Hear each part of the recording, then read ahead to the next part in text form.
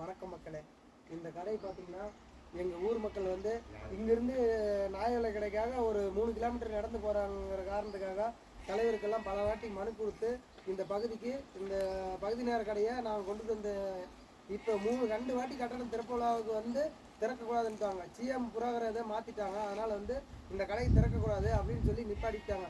திமுகவின் அவல நிலை பார்த்தீங்களா? பொதுமக்கள் காசு எல்லாத்துக்கிட்டையும் 100 ரூபாய் 50 ரூபாய் வாங்கி பொதுமக்கள் கடைக்கு இதுக்கெல்லாம் ரைட்டு வாழை மரம் சேரு இதெல்லாம் ரெடி பண்ணி எல்லாம் வந்து இப்போ வந்து திறக்கக்கூடாதுன்னு நிப்பாட்டிட்டாங்க.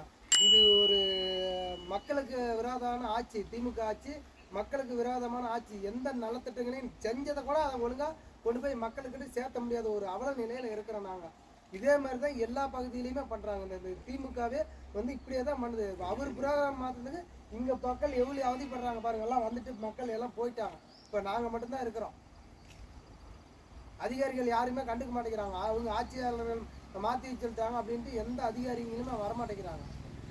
இதோட 2வது வாட்டி நின்று போய் கிடக்குது. அதுக்காக மக்கள் எவ்வளோ கஷ்டப்பட்டாங்க. இதெல்லாம் யாருமே வந்து